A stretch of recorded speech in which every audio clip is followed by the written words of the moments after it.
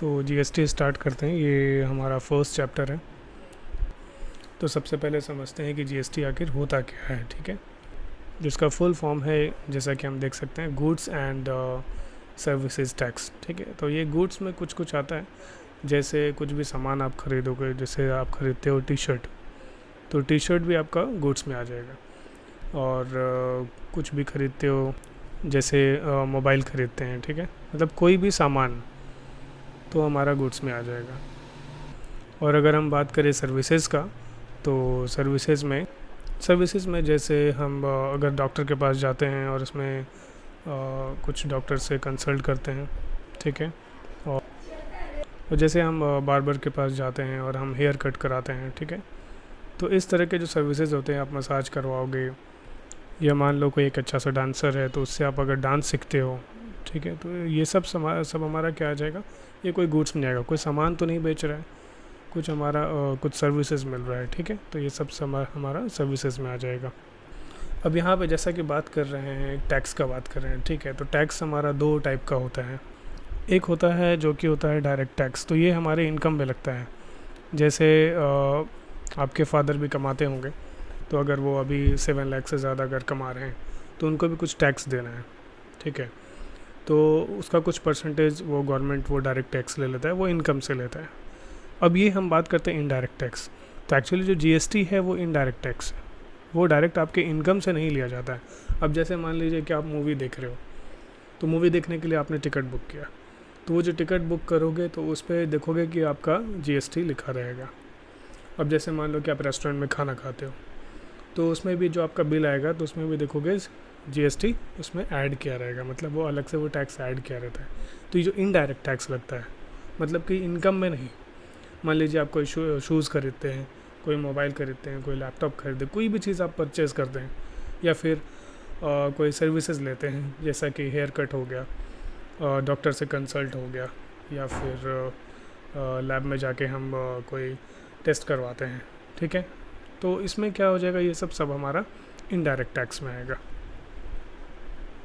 तो बेसिकली अगर पूछा जाए कि जीएसटी किस में आता है, वो डायरेक्ट टैक्स में आता है या इनडायरेक्ट टैक्स में आता है, तो हमारा जवाब होना चाहिए कि जीएसटी किस में आता है, वो इनडायरेक्ट टैक्स में आता है।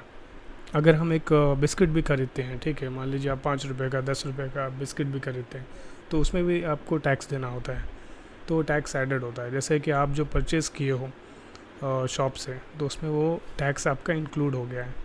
वो टैक्स फिर क्या करेगा, जो शॉपकीपर है वो फिर डीलर को देगा, डीलर फिर गवर्नमेंट को देगा। इस तरह से वो टैक्स आखिर चला जाता है गवर्नमेंट के पास। अब जैसा कि इसमें समझते हैं, मान लीजिए कि ये जीएसटी जो इसका रेट इसमें है, सबका अलग अलग होता है। जैसे आप जितना लग्जरियस थिंग्स लेंगे तो उतना जीएसटी ज़्यादा पड़ता है। आप जैसे कुछ नॉमिनल चीज़ लोगे जो बहुत ज़रूरी है लाइफ के लिए, तो उसमें जीएसटी का जो परसेंटेज होता है वो गवर्नमेंट ने वो कम रखा हुआ है। लेकिन आप जैसे मर्सिडीज़ कार लेंगे तो उस पर जीएसटी आपको 28% और उससे भी ज़्यादा भी देना पड़ सकता है, ठीक है।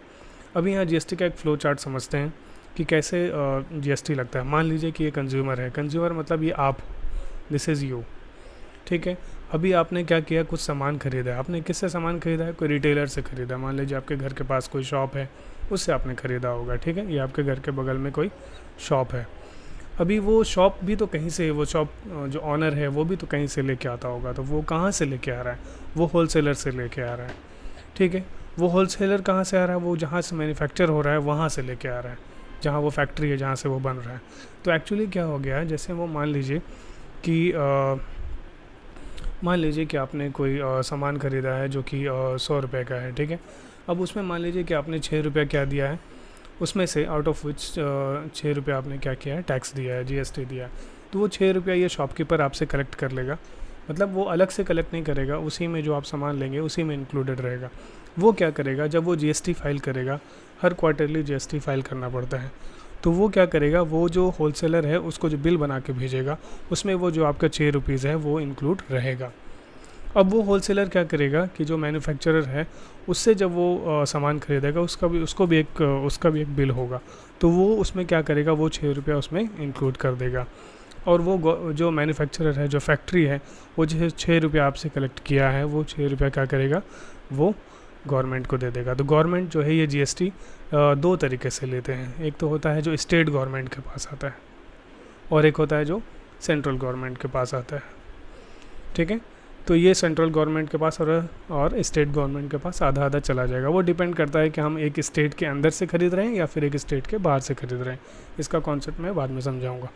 तो यहाँ पे अगर देखा जाए तो सबसे ज़्यादा जो मेन इंपॉर्टेंट क्वेश्चन है वो अगर यहाँ पे समझें तो ये जो 6 रुपया जो है वो किसको देना पड़ा है, वो किसके पैकेट से गया है, वो रिटेलर के पैकेट से गया है, होलसेलर के पैकेट से गया है, मैन्युफैक्चरर के पैकेट से गया है। तो जी नहीं, ये जो 6 रुपये गया है वो यूज़र के पैकेट से गया है। मतलब अल्टीमेटली वो जो सामान जो यूज़ कर रहा है, मतलब वो फैक्ट्री में बना है, होलसेलर ने बेचा है, रिटेलर ने भी बेचा है, लेकिन उसको यूज़ कौन किया है, वो कंज्यूमर किया है। तो जो यूज़ करने वाला है जीएसटी उसको भरना पड़ता है। तो अगर मान लीजिए बिस्किट आप ख़रीद रहे हैं, तो आपने बिस्किट ख़रीदा, आपने खाया है, तो आपको वो टैक्स देना पड़ेगा। तो जो फैक्ट्री वाला है, आप पैसा नहीं समझे कि फैक्ट्री को वो टैक्स देना पड़ेगा, वो जो शॉपकीपर को देना पड़ेगा, नहीं, शॉपकीपर जो जस्ट आपसे कलेक्ट करके वो पास कर देगा होलसेलर को, होलसेलर रिटेलर से कलेक्ट करके मैन्युफैक्चरर को दे देगा, मैन्युफैक्चरर होलसेलर से लेके गवर्नमेंट को दे देगा। तो ये इस तरह से वो टैक्स जो है कलेक्ट करके वो डायरेक्ट गवर्नमेंट के पास चला जाता है। अब समझते हैं यहाँ पे कि एक इंट्रा स्टेट ट्रांजेक्शन क्या होता है और एक इंटर स्टेट ट्रांजेक्शन क्या होता है। इंट्रा स्टेट ट्रांजेक्शन वो होता है जो एक ही स्टेट के अंदर होता है। जैसे मान लीजिए एक स्टेट है, झारखंड का बात कर लेते हैं, ठीक है। तो झारखंड में अब मान लीजिए कि बोकारो है, ओके, और धनबाद है। तो अगर मान लीजिए कि आप एक सामान खरीदते हैं या फिर आपका डीलर है वो सामान खरीदता है, तो एक बोकारो से वो धनबाद में खरीद रहा है, मतलब बोकारो से खरीद के धनबाद में ले रहा है। तो इस तरह का जो ट्रांजैक्शन होगा उसको बोलेंगे इंट्रा स्टेट ट्रांजैक्शन। इसमें क्या होता है, मान लीजिए कि आपका जीएसटी जो है वो जीएसटी है 18%, कोई भी सामान पे मान लीजिए कि 18% जीएसटी है। तो उसमें ये जो जीएसटी है वो डिवाइड हो जाता है दो में, एक होता है सीजीएसटी और एक होता है एसजीएसटी। अब ये सीजीएसटी क्या होता है, ये जो सेंट्रल गवर्नमेंट के पास जाता है उसको बोलते हैं, ये सेंट्रल गवर्नमेंट के पास जाएगा। और ये एसजीएसटी क्या होता है, जो स्टेट गवर्नमेंट के पास आता है, ठीक है। तो ये कितना ट्रांसफ़र हो जाएगा, तो ये 9% चला जाएगा सेंट्रल गवर्नमेंट के पास, जो भी टैक्स होगा उसका, और स्टेट गवर्नमेंट के पास चला जाएगा 9%, ठीक है। तो ये कॉन्सेप्ट है किसका, वो इंट्रा स्टेट का है। जब एक स्टेट के अंदर ही वो जो ट्रांजैक्शन हो रहा है तब की बात है। अब समझते हैं कि जब इंटर स्टेट होगा तब क्या होगा। तो इंटर स्टेट मान लीजिए कि दो स्टेट के बीच में हो रहा है। तो यहाँ पे जैसे कि हम देख सकते हैं कि जो ट्रांजैक्शन है वो हमारा पंजाब से हो रहा है, वो झारखंड में हो रहा है। मान लीजिए कि झारखंड में कोई डीलर है, वो ख़रीद रहा है, वो किससे ख़रीद रहा है, वो पंजाब से ख़रीद रहा है। तो ये एक one state to another state का ट्रांजैक्शन है, इसको हम बोलेंगे इंटर स्टेट ट्रांजैक्शन। इसमें क्या होता है, मान लीजिए कि जीएसटी है वो 18% है, कोई भी सामान पे कुछ भी ख़रीदा जा रहा है उस तरह के सामान में 18% जीएसटी है। अब ये जो जीएसटी है वो किस तरह से ट्रांसफ़र होगा सेंट्रल गवर्नमेंट के पास या स्टेट गवर्नमेंट के पास, आइए देखते हैं। तो इस केस में अगर हम बात करें सीजीएसटी का और एसजीएसटी का, तो दोनों को 0% मिलता है। इसमें भी 0%, इसमें भी 0, मतलब डायरेक्ट सेंट्रल गवर्नमेंट को भी नहीं और स्टेट गवर्नमेंट को भी नहीं। तो वहाँ पे क्या होता है, वहाँ पे एक तीसरा चीज़ होता है, इसका नाम है IGST. I for integrated, okay. So integrated GST यहाँ पे जाता है। हालांकि ये जीएसटी किसको जाता है, वो सेंट्रल गवर्नमेंट के पास ही जाता है। तो वो क्या, अब यहाँ पे क्वेश्चन ये है कि वो सेंट्रल गवर्नमेंट ये पूरा का पूरा टैक्स खुद ही रख लेता है जब भी एक स्टेट से दूसरे स्टेट में ट्रांजैक्शन हुआ है। तो इसका जवाब है नहीं। एक्चुअली क्या करता है, बाद में ये सेंट्रल गवर्नमेंट ये स्टेट को ट्रांसफ़र करता है और अपने पास भी रखता है, लेकिन स्टेट को जो ट्रांसफ़र करेगा उसका एक लॉ होता है, तो वो अपने अकॉर्डिंग करता है। अब ज़रूरी नहीं है कि जैसे 18% है उसका 9% ही इसमें आ गया। अब ये जो आईजीएसटी है वो टोटल का टोटल 18% वो किस में जा रहा है, वो चला जाएगा सेंट्रल गवर्नमेंट के पास। और सेंट्रल गवर्नमेंट अपने हिसाब से मान लीजिए 4% देना रहा या 5% देना रहा, डिपेंड करता है कि गुड्स कैसा है और जो सर्विसेज है वो कैसा है, वो स्टेट गवर्नमेंट को कितना देना है उस पर डिपेंड करता है, उसका एक अपना लॉ है, तो वो सेंट्रल गवर्नमेंट समझता है। और अगर फर्स्ट वाले में बात करें कि फ़र्स्ट केस में अगर मान लीजिए कि CGST 9% है और SGST 9% है, और इस केस में अगर आपसे एक क्वेश्चन पूछ लेता है कि यहाँ पे बताइए कि IGST कितना होगा, तो आपका आंसर क्या होना चाहिए, तो यहाँ पे IGST 0% होता है। तो I hope that it's clear.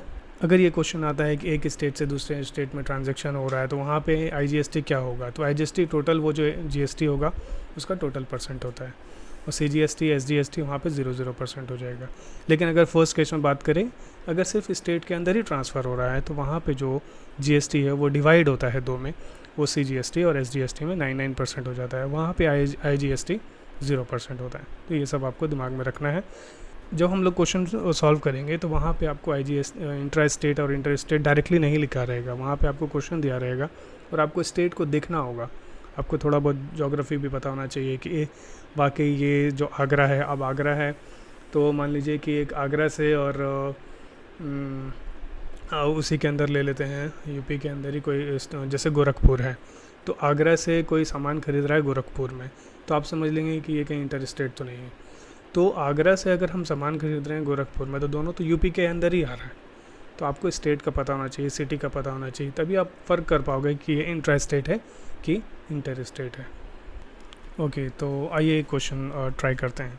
तो इस केस में सबसे पहले इस क्वेश्चन में हमें समझना है कि ये इंटर स्टेट है कि इंट्रा स्टेट है। तो a dealer in a city buys some goods worth ₹6,000 okay from the same city, तो यहाँ पे लिखा हुआ है कि सेम सिटी से है, तो जैसा कि आपको पता होना चाहिए कि ये क्या हो जाएगा, इंट्रा स्टेट हो जाएगा, इंट्रा स्टेट ट्रांजैक्शन। ठीक है, अब ये इंट्रा स्टेट ट्रांजैक्शन है तो इसका मतलब ये हो गया कि जो हमारा CGST होगा, CGST वो कितना हो जाएगा, टोटल कितना दिया हुआ है, वो टोटल GST दिया हुआ है 18%, तो 9% हो जाएगा CGST और SGST कितना हो जाएगा उसमें से 9%। तो ये सब दिमाग में एक फ़्लो चार्ट आना चाहिए कि क्या होने वाला है। तो हम क्या करते हैं कि सबसे पहले गुड्स का कॉस्ट देख लेते हैं कि कितना है। तो जैसा कि देखते हैं कि कॉस्ट ऑफ गुड्स वो हमें दिया हुआ है, दैट इज़ द ₹6,000। ओके, सो इसमें सबसे पहले हम क्या करते हैं कि GST लिख लेते हैं कितना है, सॉरी GST हमारा कितना है 18% है। तो अब ये GST जो है वो क्या होगा, डिवाइड होगा, आपको पता है CGST में। सो CGST हमें कितना निकालना है, एक्चुअली 9% निकालना है। तो 9% किसका निकालना है, वो देखना है कि कितने में ख़रीदा जा रहा है, वो हमेशा ध्यान रखना है। तो कितने में ख़रीदा जा रहा है, वो ₹6,000 में ख़रीदा जा रहा है। तो 9% ऑफ द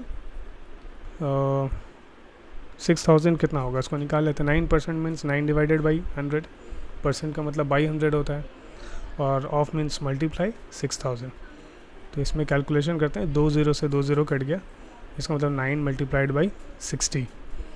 ओके, और ये आपका आ जाएगा टोटल ₹540।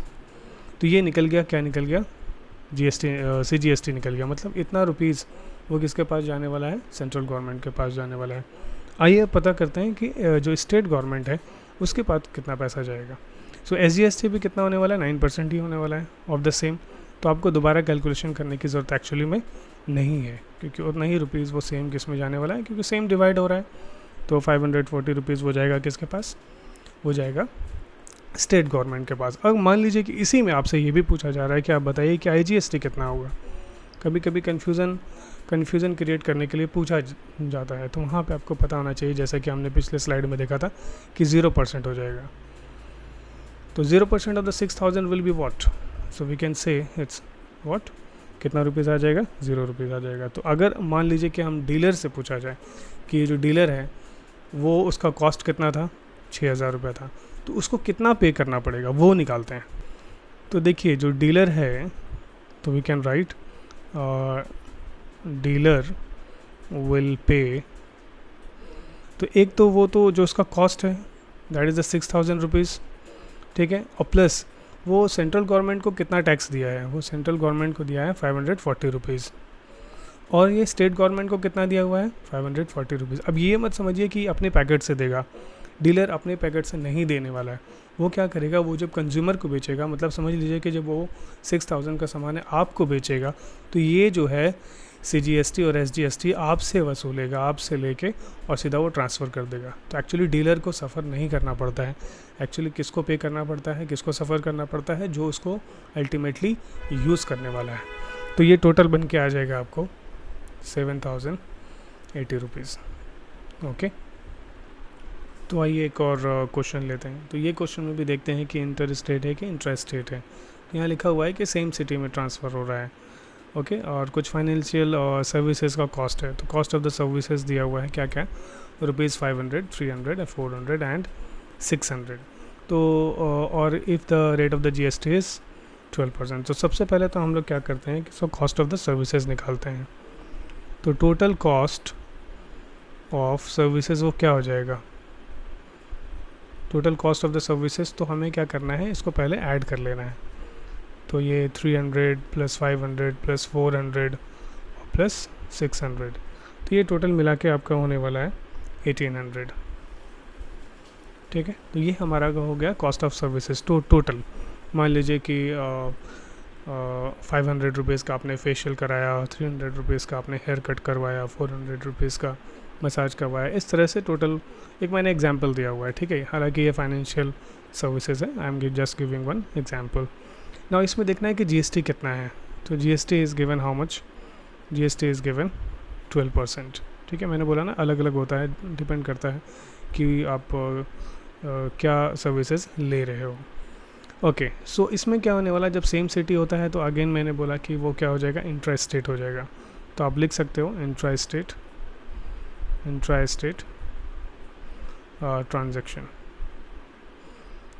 ट्रांजैक्शन होने वाला है, इंट्रा स्टेट ट्रांजैक्शन। तो इसमें देखते हैं कि क्या करना होगा। तो सबसे पहले तो हमें पता है कि CGST निकालना होगा। तो CGST निकाल लेते हैं। तो CGST कितना निकलेगा, मान लीजिए कि ये GST कितना है, वो 12% है। तो आपको पता है कि आधा आधा जाता है, 6% हो जाएगा। तो 6% ऑफ 1800 जो कि आपको आएगा 100 रुपीज़, 108 रुपीज़। और SGST वो कितना होगा, तो SGST भी तो 6% ही होने वाला है। तो अगेन आप कैलकुलेशन कर सकते हो और ये अगेन आ जाएगा। ओके, कैलकुलेशन कैसा करना है, I hope that you know 6% तो 6/100 मल्टीप्लाई बाई 1800। तो 2 0 कट जाएगा, 6 multiply by 18 which is equal to 108। In this way you can do the calculations. अब इसमें ही अगर पूछा जाए कि IGST कितना होगा, तो आपको पता है कि 0 होगा क्योंकि 0% ऑफ द होता है। अब इसमें देखना है कि आखिर इसमें पूछा क्या गया है। ऐसा नहीं कि इसमें आपका बिल अमाउंट पूछा गया है या कुछ और है। अगर आप ध्यान से देखेंगे कि find the amount of GST on the services, मतलब सिर्फ टैक्स के बारे में पूछा गया है, टोटल ऐड नहीं करना है। तो हम लोग लिख सकते हैं total amount of GST which is equal to कितना CGST आया है और प्लस कितना SGST आया है और प्लस कितना IGST आया है। मैं लिख देता हूँ क्योंकि तीनों को देख लेते हैं। तो यहाँ पे 100 रुपीज़ 108 इसमें आया है, यहाँ 108 आया, इसमें 0 आया। तो टोटल मिला के अगर देखा जाए तो ₹216 रुपीज़ वो टोटल टैक्स कलेक्ट किया गया है। तो क्वेश्चन को ध्यान से देखना है कि पूछा क्या गया है, GST का सिर्फ अमाउंट पूछा गया या टोटल बिल पूछा गया। बिल पूछा जाएगा तो हम क्या करेंगे, टोटल सर्विस जो हमारा कॉस्ट है वो कॉस्ट में ऐड हो जाएगा। अगर बिल पूछा जाता तो ₹1800 रुपीज़ में हम क्या करते हैं, इसको ऐड कर देते हैं। अब देखिए, अब ये जो क्वेश्चन आपको दिख रहा है ये डिस्काउंट वाला है। इसमें भी आपको रेट ऑफ GST दिया हुआ है 12% है। आपको क्या निकालना है, फाइंड द बिल अमाउंट निकालना है। ठीक है, तो इसमें जब डिस्काउंट वाला रहता है तो उसके पहले आपको डिस्काउंट को समझना होगा। आइए समझते हैं। मान लीजिए कि एक टी शर्ट है और उस टी शर्ट में जो डिस्काउंट दिया गया है वो जैसा कि आप देख सकते हैं 20% का ऑफ है। ठीक है, MRP कितना है, MRP इज़ ₹1000। तो आपको पता होगा कि जब MRP 1000 है, आपसे पूछेंगे तो आप बोलोगे कि 20% डिस्काउंट है, इसका मतलब ये 800 में मिल जाएगा। तो ये कैसे 800 में मिल रहा है, आइए देखते हैं। तो देखिए, जब ये 20% डिस्काउंट होगा तो आप डायरेक्टली उसका 80% निकाल सकते हो। 80% ऑफ ₹1000। अगर मान लीजिए कि डिस्काउंट होता 25%, तो आपको ये क्या करना है, 100 से माइनस करना है 25, तो विच इज़ इक्वल टू 75। तो 75% जो उसका होगा वो डिस्काउंट करके जो वैल्यू होगा वो निकलेगा। तो 20% डिस्काउंट है तो 100 माइनस 20 कितना होता है, 80 होता है। तो इसीलिए हम 80% निकाल रहे हैं। तो 80% में क्या होगा, डिस्काउंट करने के बाद जो इसका वैल्यू होता है वो पता चलता है। तो 80/100 मल्टीप्लाइड बाई 1000, 2 ज़ीरो से 2 ज़ीरो कट जाएगा। 80 multiplied by 10 which is equal to ₹800। तो आपको पता चल गया होगा। मान लीजिए कि एक शू है आपके पास, ठीक है, एक शू है, इस तरह से एक शू बना लेते हैं। ये शू का दाम मान लो कि 600 रुपीज़ है, ठीक है, और इसमें जो डिस्काउंट दिया गया है वो आपको 30% का ऑफ़ दिया गया है। तो 30% का ऑफ होने के बाद ये इसका हम डायरेक्ट वैल्यू डिस्काउंट करने के बाद जो वैल्यू होगा वो कैसे निकालेंगे। तो 100 माइनस 30, आप सोचिए कितना होने वाला है। तो 100 माइनस 30 कितना हो जाएगा, वो हो जाएगा 70। तो आप डायरेक्टली 70% ऑफ 600 निकालिए तो आपको पता चल जाएगा कि इसके लिए कितना पे करना पड़ेगा। सो डिस्काउंट होने के बाद ये जो वैल्यू बनेगा वो हम देख लेते हैं। 2 ज़ीरो से 2 ज़ीरो कट गया। 70 मल्टीप्लाइड बाई 6, सो 6 7 से 42। सो ये आपको देना पड़ेगा ₹420। तो आइए क्वेश्चन के पास चलते हैं। तो इस क्वेश्चन में जैसा कि दिख रहा है आपको, ये टेबल में क्वेश्चन है। कभी भी अगर टेबल में क्वेश्चन रहेगा तो आपको आंसर भी टेबल के फॉर्म में करना है, वो आपको थोड़ा आसान हो जाता है। जैसे MRP है, मैं टेबल बना लेता हूँ। तो देखिए इस तरह का हम टेबल बना लेंगे। तो सबसे पहले जो दिख रहा है MRP, वो हमारा क्या है, कोई भी सामान हो सकता है, 250 रुपीज़ है, ओके। और ये इसमें दिया हुआ है कि ये इंटरेस्ट रेट है। तो इसका मतलब ये जो GST है बाद में हम क्या करेंगे, टोटल 12% है तो हम लोग 6% करके उसको स्टेट गवर्नमेंट को और सेंट्रल गवर्नमेंट को दे देंगे, ठीक है, वो बात की बात है। अभी देखते हैं कि इसमें डिस्काउंट करके, क्योंकि देखिए अगर ये MRP 250 रुपीज़ है तो इतना ही तो नहीं आप पे करने जाओगे, आपको पे कितना करना है। तो वो देखने के लिए जो डिस्काउंट करके जो वैल्यू आएगा उस पर आपको टैक्स लगेगा। तो कभी भी MRP पे टैक्स नहीं लगता है, जो GST वो MRP पे नहीं लगेगा। वो अगर उसमें डिस्काउंट है तो पहले हम डिस्काउंट करके उसका वैल्यू निकालेंगे और जितना हम पे करने वाले हैं उस पर टैक्स लगेगा। तो आइए पहले हम लोग क्या करते हैं, डिस्काउंट निकालते हैं। तो 250 रुपीज़ इसका MRP हो गया है, तो इसका डिस्काउंट निकाल लेते हैं। डिस्काउंट इसका आ जाएगा, ठीक है। ये पहला का डिस्काउंट क्या है, 30% है, जैसा कि आपको दिख रहा है। तो 30%, तो बताइए वो इसका हम कितना निकालेंगे। 30% अगर डिस्काउंट रहेगा तो पिछले बार टी-शर्ट में और शूज़ में हमने देखा था कि जो डिस्काउंट वैल्यू जो होता है, डिस्काउंट करने के बाद जो वैल्यू होता है वो आपको पता लगता है। तो कि कितना होगा, तो आपको 100 माइनस 30 कर देंगे तो कितना हो जाएगा, 70%। तो आपको 70% ही आपको पे करना पड़ेगा एक्चुअली इसका। 70% of 250 which is equal to 70 divided by 100 multiplied by 250। ये दोनों ज़ीरो ऊपर नीचे हम लोग काट सकते हैं। 7 multiplied by 25 which is equal to 175 rupees, ठीक है। तो ये इसका फर्स्ट जो आपका 250 का है उसका निकल गया है। तो इसी तरह से हम लोग क्या करते हैं, सबका निकाल लेते हैं। सेकंड का क्या है, 200 है, उसमें डिस्काउंट कितना है, 40% है। तो अब बताइए क्या करें, 100 माइनस 40 कितना होता है, 60 होता है। तो 60% ऑफ 200। तो इसका भी कैलकुलेशन सेम वैसा ही करना है, बाई 100 करके 200 से मल्टीप्लाई करिए। 2 ज़ीरो कटिए, अगर कट रहा है तो 6 2 से कितना हो जाएगा, ये हो जाएगा ₹120। तो इसी तरह से हम निकाल लेते हैं किसका, थर्ड वाले का, जो कि है 150 रुपीज़। इसमें डिस्काउंट है 32 रुपीज़, 32% का। सो 32, तो अगर हम देखा जाए कि 100 माइनस 32 कितना होगा, तो 68। तो 68% of 150 which is equal to, जब इसको कैलकुलेशन करेंगे तो हमारे पास आना चाहिए 102 रुपीज़। आप कैलकुलेशन करके देखिए 300। जब भी कैलकुलेशन की बारी आएगी आप वीडियो पॉज करेंगे, पॉज करके आप कैलकुलेशन करके खुद का आंसर वेरीफाई करेंगे। अभी दिया हुआ है लास्ट वाले का 20%, तो इसका मतलब कितना निकालना पड़ेगा। तो 100 माइनस 20 क्या होता है, 80% होता है। तो 80% of 300 which is equal to, इसमें जो आपको आने वाला है वो आने वाला ₹240 रुपीज़। थोड़ा जगह बना लेते हैं और उसके बाद ये क्या कर लेना है, टोटल निकाल लेना है हम लोग को। तो टोटल कितना हो जाएगा, ये सबको ऐड करेंगे तो आपके पास आएगा ₹637। तो ये टोटल मतलब क्या हुआ, सारे सामान का, चारों सामान का डिस्काउंट करने के बाद अलग अलग डिस्काउंट वैल्यू दिया हुआ है। तो अलग अलग डिस्काउंट करने के बाद जो उसका टोटल आपको इतना पे करना है। तो अभी इतना जस्ट इतना ही नहीं होगा, इसमें आपको क्या लगेगा, टैक्स लगेगा। तो ये जो असली अमाउंट है इस पे हम टैक्स लगाने वाले हैं, ठीक है। तो टैक्स कितना लगने वाला है, आपको पता है कि ये इंट्रा स्टेट है, तो किसके पास जाने वाला है, CGST के पास जाने वाला है। टोटल 12% का था हमारे पास, तो यहाँ पे कितना आएगा, 6% आएगा। सो 6% ऑफ इतना। तो हम इसको कैलकुलेशन करेंगे और कैलकुलेशन करके ये डेसिमल में आने वाला है। आप अच्छे से कैलकुलेशन करिए, I hope that you know the calculation. And जो हमारा स्टेट गवर्नमेंट के पास जाने वाला है वो कितना है, वो अगेन 6% ही, वो आपको पता है कि बराबर जाता है, तो इसमें दोबारा कैलकुलेशन करने की ज़रूरत नहीं है क्योंकि ये सेम परसेंटेज है, तो सेम वैल्यू आएगा। तो इस तरह से करके ये देखा जाए कि सेंट्रल गवर्नमेंट के पास इतना और स्टेट गवर्नमेंट के पास इतना वैल्यू जा रहा है। तो अब एक्चुअली में निकालना क्या है, तो अगर हम क्वेश्चन को देखें यहाँ पे, तो यहाँ पे क्वेश्चन है ना, find the amount of bill. तो जब find the amount of bill लिखा हुआ है, इसका मतलब अमाउंट ऑफ बिल निकालना है। तो कई बच्चे यहीं पे इसको छोड़ देते हैं और वो मार्क्स नहीं मिलता है। तो amount of bill is equal to क्या होगा, जो हमारा टोटल कितना आया था, टोटल कितना है उसको ऐड करना है।